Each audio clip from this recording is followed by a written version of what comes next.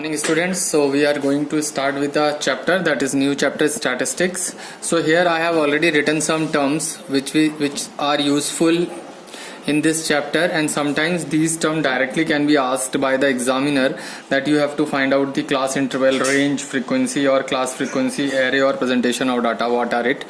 That means in very short answer type question or in objective type question, these question can be asked directly. So here first of all I have written a definition of your statistics. You can see here that statistics, the method and techniques of collecting, presenting, analyzing and interpretation of a numerical data. That means whatever the data we have, data is actually what? Data, here you can see the data is actually a collected numerical information of anything. For example, suppose you have collected the information about the mathematics marks of your class student, it will be data. Suppose you are going to measure the weight of your class students or your classmates and writing the weight in front of the name of the student, roll number 1 Ankita this weight, roll number 2 Mohan this weight, roll number 3 Sunita this weight. So it is your data. It is clear. The data can be in two form: raw data, primary data, secondary data. There are many things. So first of all here you can see statistics, the method or technique of collection.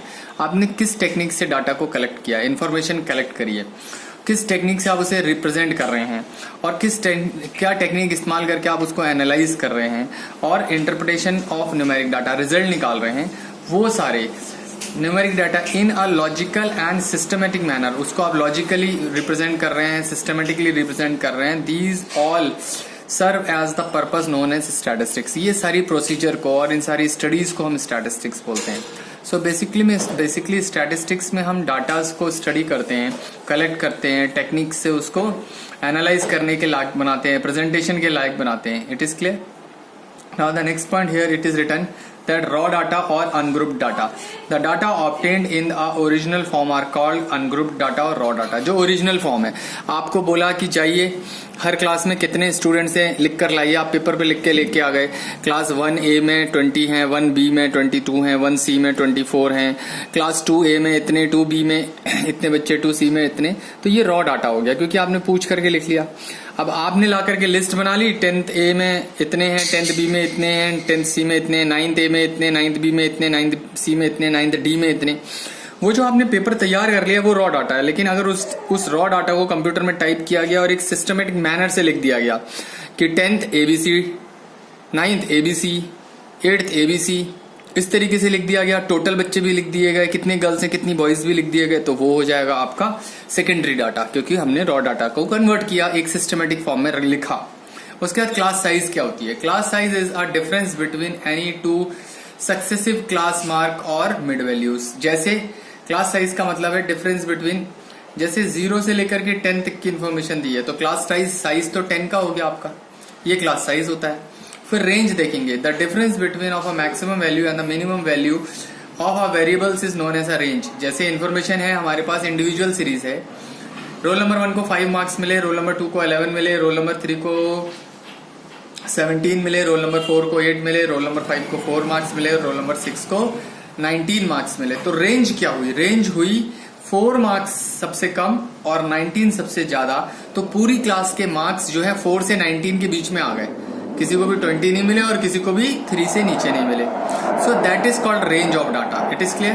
Now we have a here frequency, the count of a tally marks. Frequency क्या होता है? जब हम कोई information को tally कर रहे होते हैं, हमने लास्ट ईयर 8th क्लास में टैली मार्क्स बनाया था, 9th क्लास में भी टैली मार्क्स का है, एक टेबल बना दो, उसमें ब्लड ग्रुप्स को ले लिया, तो A नंबर का ब्लड ग्रुप में हम एक ऐसे करके खींच लेते हैं, लाइन खींच लेते हैं, बी नंबर ग्रुप में हम एक और लाइन खींच लेते हैं. फॉर एग्जांपल यहाँ लिखा हुआ है AB, OB, AB, तो हम ऐसे करके टैली मार्क्स का टेबल बनाते हैं जिसमें A यहाँ लिखते हैं, तो जितनी बार A आता है उतने डंडे यहाँ खींच के और उसको इस तरीके से करते हैं, उसे टैली मार्क्स बोलते हैं. तो वो उसके बारे में क्या बोल रहा है? Frequency, a count of tally marks और a numbers of observations in a particular class is called its frequency. It is clear. Now class frequency देखेंगे. A corresponding frequency of a class is called its class frequency. एक single class को देख लिया तो उसकी class frequency हो जाएगी. Array क्या चीज होता है बेटा? An arrangement of raw material और रॉ डाटा इन असेंडिंग और डिसेंडिंग ऑर्डर. भाई किसी भी इंफॉर्मेशन को लेकर असेंडिंग या डिसेंडिंग ऑर्डर में आपने लिख लिया, तो उसके मैग्नीट्यूड, ऑर्डर ऑफ मैग्नीट्यूड, उस फॉर्म में लिखने को हम एरे बोलते हैं। असेंडिंग ऑर्डर में लिख लिया तो भी हम बोलेंगे array, arrangement in ascending order. Descending में लिख लिया तो भी आप बोल सकते हैं कि वो जो प्रोसेस आपने काम किया वो एरे है। फिर प्रेजेंटेशन ऑफ डाटा देखेंगे, putting the data in tabular form और table is considered form is known as a presentation of data. जैसे मैंने आपको अभी एग्जांपल बताया था कि आप हर क्लास में गए, आपने इस तरीके से डाटा कलेक्ट किया। Suppose you went to the class and you have collected data in this manner, ऐसे कलेक्ट किया। 10th A 24 बच्चे, 10th B 36 बच्चे, 10th C 48 बच्चे। फिर आपने लाइन खींची 9th A में 29, 9th B में, इस तरीके से आपने कलेक्ट कर लिया इन्फॉर्मेशन। लेकिन हमने क्या किया, हमने उसे इस तरीके से एक टेबल बना लिया। Sorry, I will take another pen. We have make another table, हमने ऐसे करके बना लिया इस तरीके से।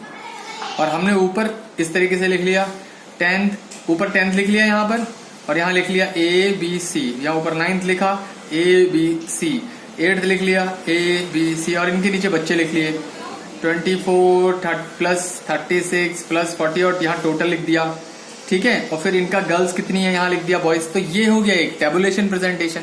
तो किसी भी चीज को टेबुलर फॉर्म में प्रेजेंट किया, टेबुलर फॉर्म में प्रेजेंट किया, तो वो हो गया tabulation. So you note down this also, and the formulae I have already send you, that also you note down. I will load the video of exercise number 1, question number 1, 2 and 3 as soon as possible. It may be today evening I will load it, or maybe tomorrow afternoon, by afternoon I will load it.